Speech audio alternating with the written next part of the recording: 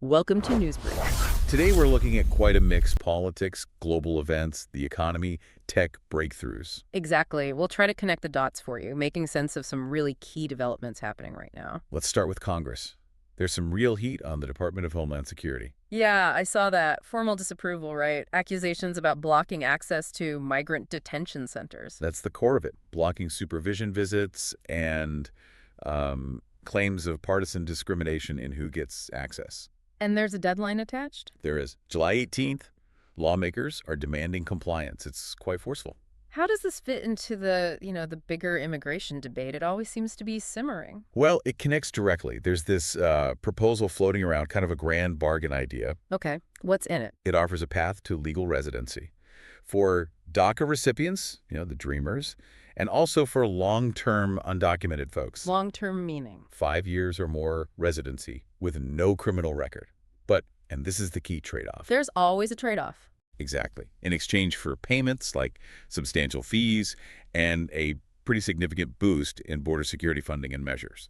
So balancing different priorities again, compassion versus control, sort of. That's the classic dynamic, yes. And while Congress debates, the Supreme Court made a move too. It did. A ruling allowing expedited deportations. Significantly, even sending people to third countries, not just their home country. That sounds like a major shift. Meanwhile, on the ground, things are complicated too, like in California. Right. You have this interesting situation where the Pentagon actually withdrew about 2,000 National Guard troops from Los Angeles. Okay. But now, California authorities are saying, wait, we need them back. Yeah. Urgently, actually. Why the sudden change? The upcoming fire season, they foresee needing that support. It really highlights these competing demands on resources. And there's a human cost to all this policy back and forth. The farm worker strike. Yes, a 3-day strike by agricultural workers in California. They're demanding reforms and end to raids. Was there a specific trigger? Tragically, yes. The death of a Mexican farm worker during a raid seems to have been the catalyst. It really puts a face on the calls for change. Let's shift focus internationally, though the human element is just as stark. Gaza. The situation remains incredibly dire.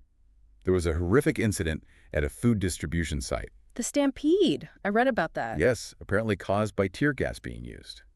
21 people died. 21. And this isn't isolated, is it? No, it's disturbingly not.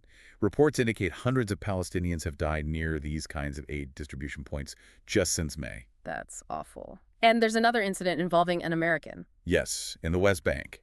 The U.S. ambassador is pushing for an investigation into the death of a 20-year-old American citizen. What happened? He was allegedly beaten by Israeli settlers.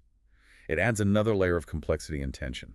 And the diplomatic pressure is ramping up too. Significantly, a UN rapporteur has made a very strong statement, urging nations to actually cut diplomatic ties with Israel. On what grounds? Over allegations of genocide in Gaza. These are extremely serious charges, raising big questions about international law and response. Okay, let's pivot to the economy. Some positive signs. Stock futures are up. They are, yes, boosted partly by some good earnings reports from banks. And inflation. Any news there? Also encouraging, actually. There was a new report on wholesale inflation for either to the Producer Price Index, or PPI. Right, that looks at prices from the producer's side. What did it show? For June, it was unchanged month over month. That was better than analysts expected. And annually? Annually, it was up 2.3%. So the suggestion here is that inflationary pressures might be easing off, moderating somewhat. What does that mean for, say, the Federal Reserve interest rates? Well, it could give them some breathing room. If inflation seems to be heading in the right direction, it might make them more comfortable cutting interest rates later this year, maybe even as soon as December. Interesting. But there's also policy being debated that could affect the fiscal picture, right? This One Big Beautiful Bill Act. Ah, yes. That's a proposal aiming to boost growth, specifically projecting a bump in 2026. How? More tax cuts. Primarily, yes. Yeah. Extending the income tax cuts from the 2017 law and also extending tax cuts on tips. Okay, but how's it funded? That's always the question. And that's where it gets controversial.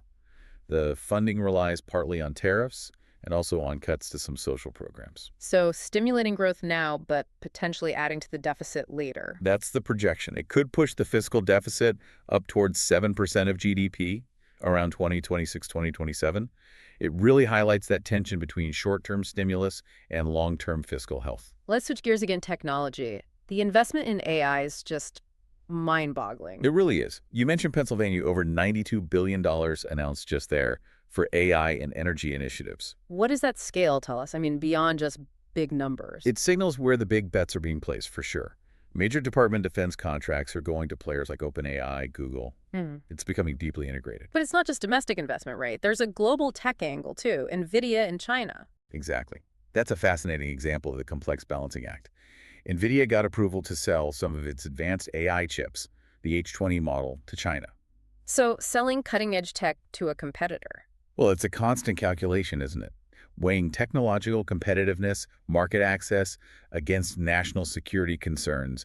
It's a tightrope walk. But AI isn't just about geopolitics or defense contracts. There are positive applications emerging, too. Absolutely. National labs are using AI right now to get better at predicting natural disasters, extreme weather events. That has real-world impact. And shifting to medicine, more tech making a difference. Piccolo Medical. Yes. They received FDA authorization for a system called SmartPick CCR. What does it do? It helps confirm the position of a catheter in real time, but without needing x-rays. It uses the body's own cardiac activity. So less invasive, probably faster. Seems like it. A potential step forward in efficiency and patient safety. And speaking of medical innovation, sometimes it comes from unexpected places. Dogs. It sounds surprising, but yes. New research showing that specially trained biodetecting dogs can actually identify Parkinson's disease just from skin samples. Wow, how accurate are they? Apparently with quite high accuracy. It's remarkable. And AI is also pushing boundaries in disease prediction. Immense potential there. Using AI to integrate vast amounts of data, what they call multi-omic data, so genetics, proteins, metabolism, along with environmental factors. To what? To predict the likelihood of developing severe diseases before any symptoms even show up. Think about the possibilities for early intervention, prevention. It can be revolutionary for healthcare. Definitely a game changer. Okay, maybe a quick lighter note before we wrap up. Any entertainment news? Couple of things. Robert Plant has a new album and tour announced. And the band Lettuce also dropped a new album. Okay, good for music fans. But there was some sad news, too. Yes, unfortunately. An arrest was made in the murder of Robin Key, who was a music supervisor for American Idol, and her husband. That was a shocking case. Do they know why? Early indications suggest it might have been a random attack, which is just tragic. It really is. So from policy gridlock to AI breakthroughs to these human stories, it's a lot happening very quickly. It really underscores how interconnected everything is, doesn't it? Global events affect local situations. Scientific advances impact policy debates. Absolutely. It's a complex web. It is.